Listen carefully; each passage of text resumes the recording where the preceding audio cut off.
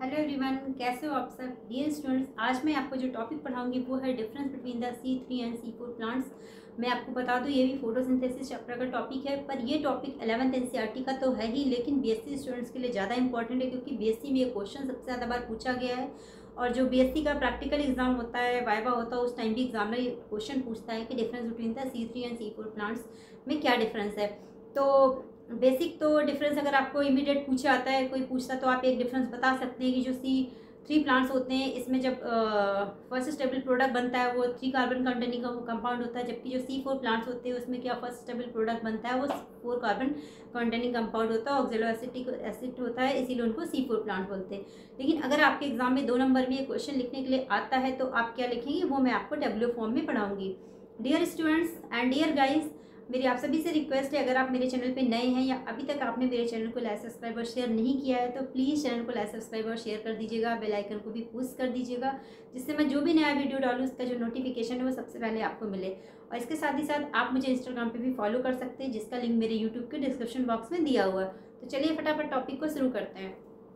Difference between the C3 and C4 plants. तो C3 plants होते हैं, ये क्या करते हैं डियर स्टूडेंट्स, ये डार्क रिएक्शन की जो केल्विन साइकिल होती है उसको यूज़ करते हैं, और जबकि जो C4 प्लांट्स होते हैं वो क्या करते हैं C4 पाथवे यूज़ करते हैं, यानी वो हैच एंड स्लैग साइकिल को यूज़ करते हैं फोटोसिंथेसिस के लिए। दूसरा क्या है, जो अकरेंस होती है, जो C3 प्लांट्स होते हैं ये क्या होते हैं कूल एंड वेट एरियाज में पाए जाते हैं, यानी ये ऐसी जगह पाए जाते हैं जहाँ नमी हो, कूल हो, ठंडा हो। जबकि C4 जो प्लांट्स होते हैं वो कहाँ पाए जाते हैं, ड्राई एरियाज में पाए जाते हैं, इनको उतनी पानी की रिक्वायरमेंट नहीं होती है।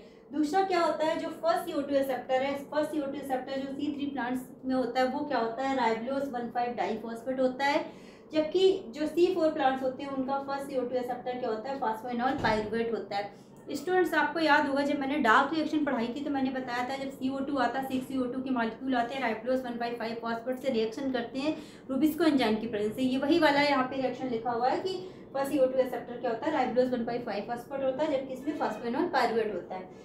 फिर फर्स्ट स्टेबल प्रोडक्ट क्या होता है, जो C3 प्लांट्स होते हैं उसमें फर्स्ट स्टेबल प्रोडक्ट बनता है फास्फोग्लिसरिक एसिड। आप याद कीजिए पुरानी रिएक्शन को कि 6 CO2 ने जब राइबोलोज 1,5 फॉस्फेट से रिएक्शन किया था रूबिस्को एंजाइम की प्रेजेंस में तो क्या बना था, फास्फोग्लिसरिक एसिड बना था, जो कि क्या है 3 कार्बन कॉन्टेनिंग कंपाउंड है। क्योंकि C3 प्लांट्स में first stable product 3 carbon containing compound बनता है, इसीलिए इनको C3 प्लांट्स भी कहते हैं।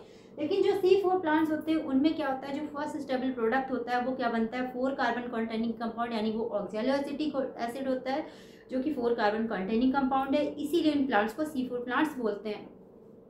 फिर क्या है, जो है साइकिल ऑफ फोटोसिंथेसिस, यानी कि जो फोटोसिंथेसिस की साइकिल है या केल्विन साइकिल कहाँ होती है। तो डियर स्टूडेंट, जो C3 प्लांट्स होते हैं इनका जो वस्कुलर बंडल होता है, तो वस्कुलर बंडल में क्या होती है, एक बंडल सीध होती है, एक मीजोफिल सेल्स होती है। तो जो केल्विन साइकिल होती है वो C3 प्लांट्स के सिर्फ मीजोफिल सेल्स में होती है, बंडल सीध सेल में नहीं होती। क्यों नहीं होती मैं अभी आगे आपको बताऊंगी।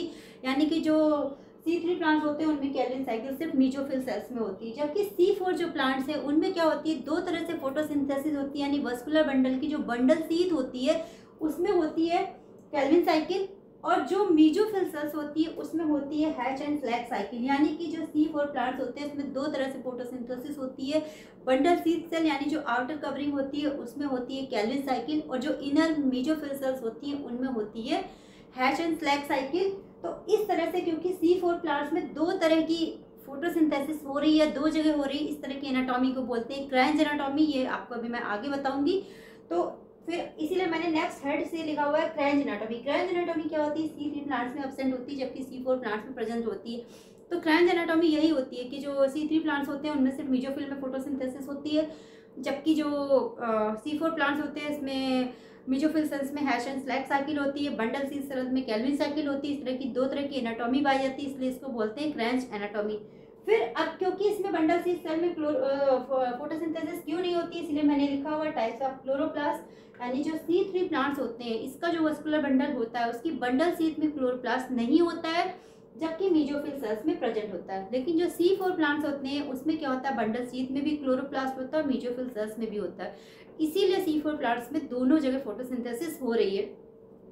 फिर इफिशिएंसी ऑफ फोटोसिंथेसिस, जो C3 प्लांट्स होते हैं वो फोटोसिंथेसिस के लिए लेस इफिशिएंट होते हैं। क्यों होते हैं, क्योंकि इनकी बंडल सीध में आपने देखा भी कि वो नहीं होता है क्लोरोप्लास्ट नहीं होता, यानी ये फोटोसिंथेसिस के लिए लेस इफिशिएंट होते हैं, और जो C4 प्लांट्स होते हैं वो फोटोसिंथेसिस के लिए मोर इफिशिएंट होते हैं, ज़्यादा इफिशिएंट होते हैं।